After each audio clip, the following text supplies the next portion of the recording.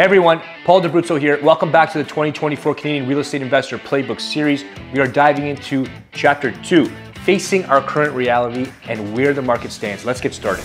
In this video, I'll be answering some commonly asked questions. What is the present state of our Canadian real estate market? And what are the leading trends, patterns, and opportunities?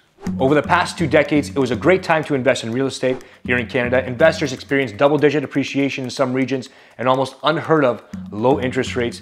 This environment created a great deal of wealth for amateur and professional investors alike. What's not to like about that? Fast forward to a worldwide pandemic, a buying and selling frenzy as swarms of people left the cities and crazy multiple offers that peaked in 2021. Follow that up with a sobering downturn and volatility that began in 2022. And the sour cherries on top, rising inflation and interest rates of 2023. 2023 was the year we experienced $9 a pound butter and many other examples of crazy prices at the grocery store. COVID was nuts, but it was 2023 when investors really felt the pain, myself included. Some of my interest rates went from 2.4% to 6.89%, and my monthly payments doubled. It felt like my cash flow literally sprung a leak. I didn't know whether to call a plumber or start selling off properties or pull what's left of my hair out. But in that moment, I forced myself to stop and ask, what would I say if I was coaching or mentoring myself? I had a coaching session in the mirror, and the answer was quite simple.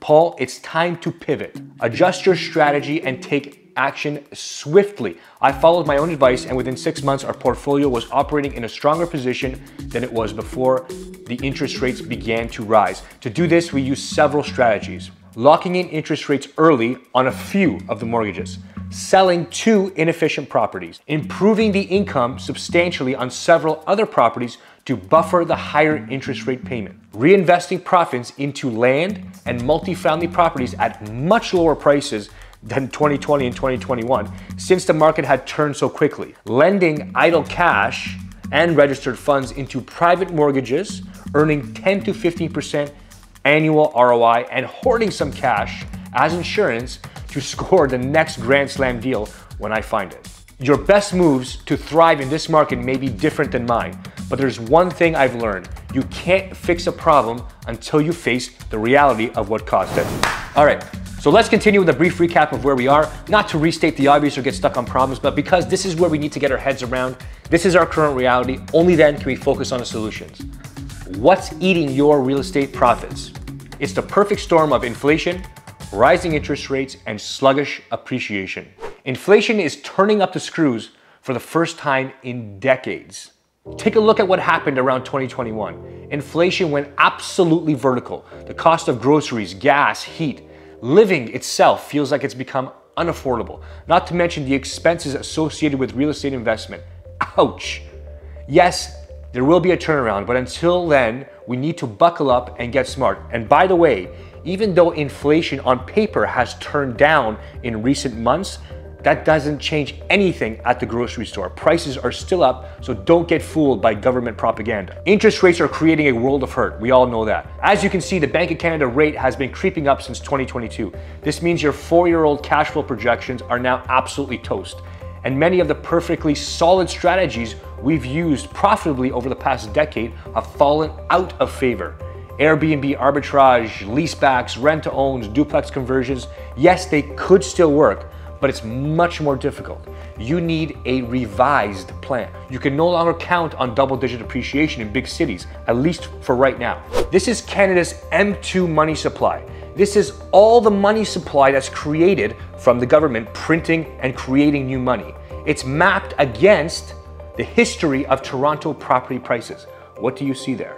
The money supply is growing faster than your income, much faster. It's why you never feel like you're getting ahead. And all that inflation is being soaked up by property prices. That's why property has done so well in the last 10 to 20 years. Yes, rates will come down, but when they do come down, they are unlikely to go back to the insane lows of 1 and 2%.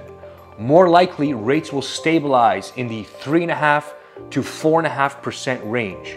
Annual appreciation will move closer to the long-term average we've seen in the Greater Toronto area of about 5 to 7%. Believe it or not, that is a very healthy number. Inflation is necessary, but not the inflation we're seeing. We need a little bit. We need a healthy interest rate for our market to stabilize and thrive in the long term. While we may not see double-digit returns and double-digit annual appreciation rates, we will see a healthier environment for serious, sophisticated investors. It will be an environment ripe to create the much-needed rental housing with strong monthly cash flow and to build a real estate business. And let's not forget about financing. Financing is harder to get and it takes longer to secure. For investors with more doors, more properties, the process of bank financing has slowed down quite a bit. Bank financing no longer takes weeks. It's taking several weeks in some instances. For individuals, it's harder to qualify because of the new income testing rules and because rates are higher and your income has not grown that quickly either. And the qualification process is challenging even for seasoned investors like myself. Black swan events and other wild cards are screaming for our attention. Who would have predicted a few years ago that a pandemic would grind life to a halt and you'd see people driving in cars by themselves with masks on? In an age where uncertainty is the norm. Yes, there will continue to be black swan events that are shocking, unpredictable, and out of our control. But when the media is shrieking about spiraling unemployment, COVID-33, another Ukraine war, holy wars in the Middle East, it's up to us to remain steady and not let world issues divert us from our important life goals. Now, you might be asking, Paul, this is all great, but I'm just starting out. I'm 22 years old, I'm 24 years old, I'm 28 years old. I'm just getting into my first property, or I'm looking to get my first property. Am I screwed? If you dream about being an investor or just a homeowner, but do nothing, yep, you are totally screwed. Here's how one of my mentors drilled this into my head when I was up against my own fear and resistance to entering the real estate market in 2009. That's right, I committed to real estate in the financial crisis of 2008-2009. Crazy, right? In 1971, interest rates were around 7.5%. If you'd waited for interest rates to come down before investing or even purchasing a home for yourself, you would have entered the market in about 1993, 22 years later. Meanwhile, during that same period, the average house value in the GTA quadrupled. How do you feel about waiting now? Yes, it was scary and difficult to make that first move, especially during a financial crisis. But more than a decade later, the results speak for themselves. Go back to that image about prices rising with Canada's M2. Just because interest rates come up does not mean that governments stop printing money. So while rates are up, if you can maintain your cash flow, you will profit from governments continuing to print money and inflation. Don't wait to buy real estate. Buy real estate and wait. I look back and I'm so grateful to my mentors for encouraging me. They kicked me out of the fear spot I was in. I want nothing more than to pay it forward and to help you achieve the same results. Here's the bad news for some of you. Just winging it was no longer going to cut it. Don't get seduced into thinking that real estate is a get-rich-quick scheme, the kind of game that anyone with half a brain can play. We're coming out of a market where amateurs and dabblers could win. You could just pick any pre-construction unit in the sky, close your eyes and pick one, hold it for a couple years and make money. Where cowboys got in fast, did not think big picture and still won. Those times are over. But this crazy low interest rate, high appreciation world we've been living in is not typical. Yes, lots of people made lots of money, me included, but that wasn't because they were brilliant investors. It was because of a freakish period where almost anyone could win. The good news, trends continue to favor serious real estate investors. There is an explosion of population growth in Canada. We all know this by now. And in Ontario, fueled by never before seen levels of immigration. To top off this perfect storm, quality rental properties are in short supply and desperately needed. This is a sad state of affairs, but an incredible opportunity for real estate investors who know what they're doing and want to make a difference while making a profit at the same time. Canada's population explosion is no surprise, but did you know that Canada's population growth is also accelerating? We think it's bad now, but let's take a look at these quarterly increases in 2023. These are the biggest quarterly changes we've ever seen in Canadian history. Yes, growth slowed a bit during the 2021 pandemic nonsense, but by the end of 2023, growth has spiked and we're more than making up for the slowdown. Ontario's population is exploding too and creating extreme pressure on our biggest market. Now take a look at Ontario statistics. The province is seeing a surge of population growth, up by leaps and bounds in 2022 and 2023. This has put extreme pressure on our infrastructure and catapulted housing needs to dizzying levels. A big part of this is immigration, so much so that it is now part of the election talk. Ontario's massive immigration is expected to continue. They want it to continue into 2046.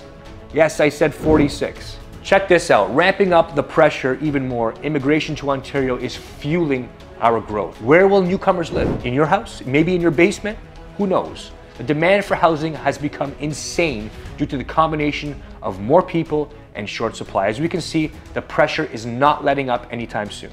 Where exactly are newcomers settling when they come to Canada? Remember, Canada is a big country. It's the second biggest country in the world. Newcomers could essentially move anywhere, but most are coming right here to Ontario. Almost 50%. Ontario is huge. Where exactly are they living in Ontario? Are they going to Thunder Bay? Sudbury? No, they're coming right here to the GTA, to Toronto, to Hamilton, to Kitchener, to Niagara, to Brampton, to Mississauga, to Oshawa, all around the Golden Horseshoe. The Golden Horseshoe is what you need to remember. This area is a gold zone for investors. Canada has a massive shortfall in quality rental supply. Check this out. This image speaks for itself. There aren't enough homes to rent for all the people already living here, let alone enough for the people who are moving here from other countries. How many times do I have to say it? Quality rentals and good landlords are desperately needed. New housing in Ontario is not keeping up with the population growth. Even though we're building more homes, we're not building enough to keep up with all the people who are coming. Will new housing even make a dent in the housing crisis? Short answer, no. Yes, there are housing starts, as you can see here, but they are not keeping up. See how population growth in the blue here is outpacing housing starts by more than 100% in 2023. It's absolutely not sustainable. So when I say don't pay attention to the news, when they come out and they say we're gonna build 2 million homes, it's just not possible. An opportunity is screaming at you for investors who want to make a difference yet still profit for themselves and their family at the same time. There's enormous pressure right now for good quality housing. This is harrowing for the country and the province, but good news for people like you. It's great news for those of us who are already investors. Demand for rental properties is strong and rental rates are headed up. In this market, you'll always be able to find a tenant. That's the one problem we have not had, and long-term property values will continue to go up too, just as they always have over the long term.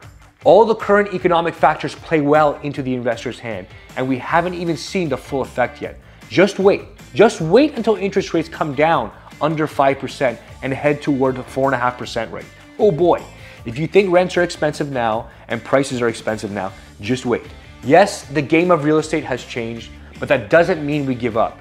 It means that we step up. Check out the next video in this playlist where I will tell you how to master the new rules in a future that is data-driven. No BS, no fluff, no government propaganda. Critical stuff you do not want to miss.